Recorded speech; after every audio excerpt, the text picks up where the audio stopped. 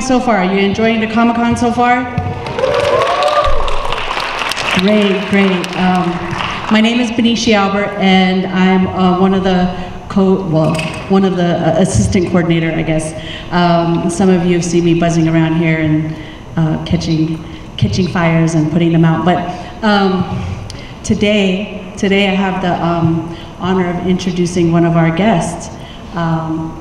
And so, we have a lot going on today, and part of the intention of the Comic-Con, Indigenous Comic-Con, is how do we tell our own stories, and how do we change the representation of how we are represented in mainstream media as Indigenous people, and what does it take to do that?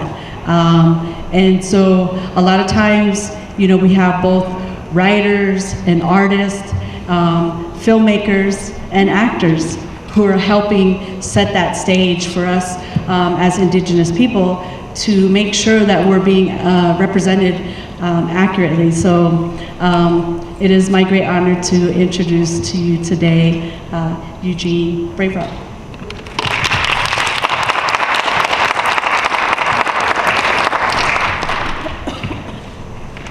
Good afternoon, everybody. I'm Eugene Brave Rock. I'd like to acknowledge the Isleta Nation. I'm honored and thankful to be here. So, public speaking is new to me, so bear with me. Usually I have a script and I memorize it for my work, so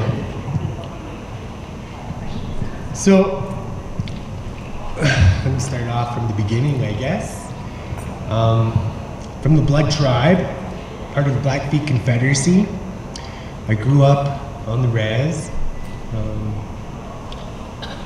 I was that little kid watching television and got inspired by seeing a Native American on a horse on television. I remember telling my sister one day, watch, you're gonna see me on TV riding a horse. She's like, yeah, whatever. And I think that's, dreams come true. I'm a living example of these dreams coming true. It's like, when you're a little kid and you say, when I grow up, I'm gonna have a Lamborghini or something like that. You know what? Anything is possible. It's been a long road for me, from the reservation to Paris, France, to London, England, to, I currently live in California. And I grew up on the res. I was affected by all the stigmas of being Native American. I seen the abuse, all the negative aspects, but I also seen the beautiful part of our culture. I was raised by my grandmother, Florence Brave Rock, so I'm very thankful that I was raised in an environment where I learned my language, I learned our cultural values, and I've always kept them close. And I credit that for my success.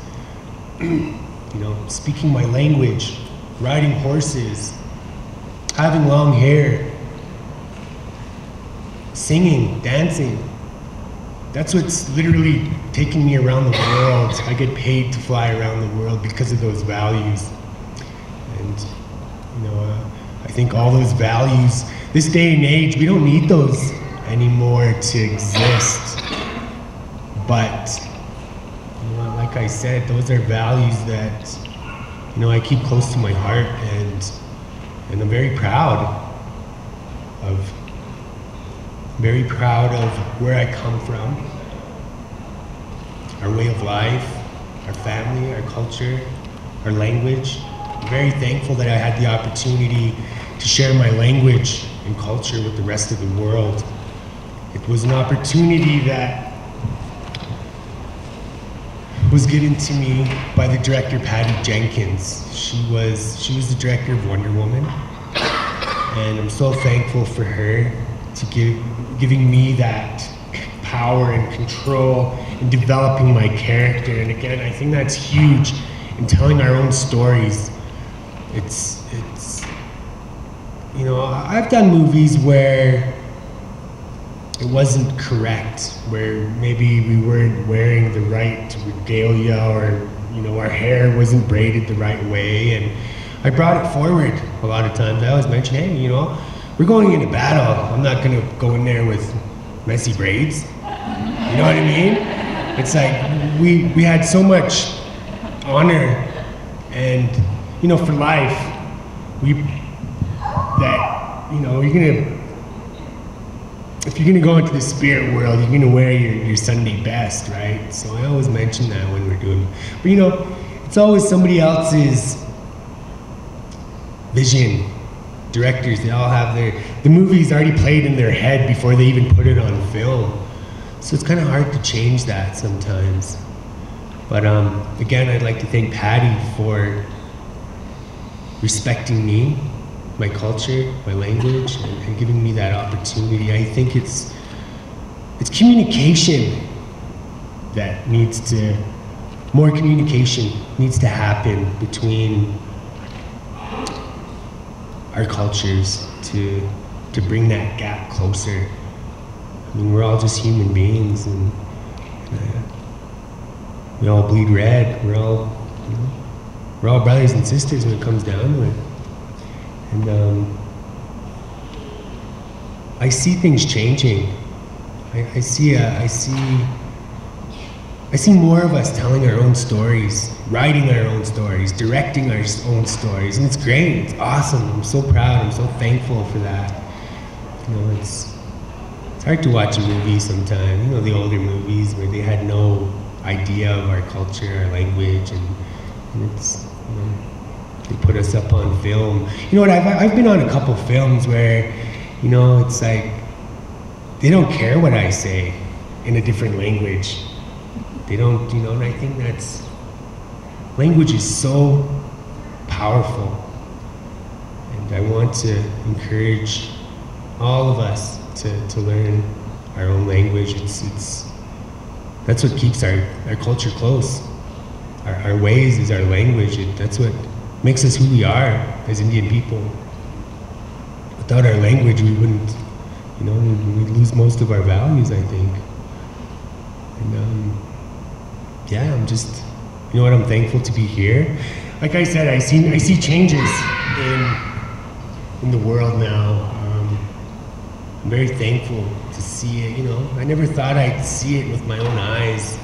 You know, I remember being a little kid walking down the street and somebody driving by me and giving me the middle finger and telling me, you effing Indian, you know, and it's tough growing up like that.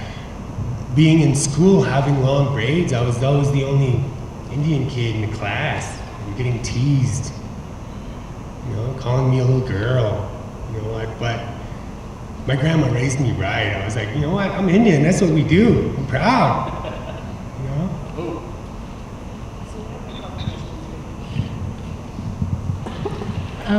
So take us from the moment of being in your community to deciding to be an actor. Like, how did that happen for you, and what were the steps you had to do to make that happen? Everything in my career has been a stepping stone, and you know what, it's believing in yourself and taking those right steps every day, you know, waking up and giving thanks and asking for guidance in the footsteps that you're about to take. I'm very thankful for the footsteps that I've taken, and every day I ask for guidance in the footsteps I'm about to take. And it's, you know what, and I've tried to learn, you know, as many languages as I could. You know, I could speak a little bit of Navajo, a little bit of Crow, a little bit of Cree, Blackfoot, Soto, French, German. I was even in Hungary last year, and I learned a little. So I think it's important to take any kind of skill you can. You know, whether it's riding horses, singing, drumming, languages, you know, shooting bows and arrows, making bows and arrows, or, you know, I think all of these have all brought me to where I'm at today. It's just believing in myself and waking up and giving thanks. It's been great. I'm very thankful to be here. I mean, it's an Indigenous Comic-Con. Woo! Right on. So awesome. If you had any choice of role that you would like to play, what would be a role that you would look forward to doing or be excited about doing? So, I mean, it's kind of hard to beat Wonder Woman, right? That's pretty huge. But, so, when I introduced myself in Wonder Woman, I said, Oki Nitaniku Napi. I said, hello, my name is Napi. Napi is like Usagi-Chak or Raven or Coyote. He's a trickster character. I learned stories when I was a little kid, all these Napi stories, and there was a lesson in every story. He did something, he taught you what not to do by doing it. So you see that example, right? And so, I'm so thankful that I was able to introduce myself and introduce my language to the rest of the world. And you know what?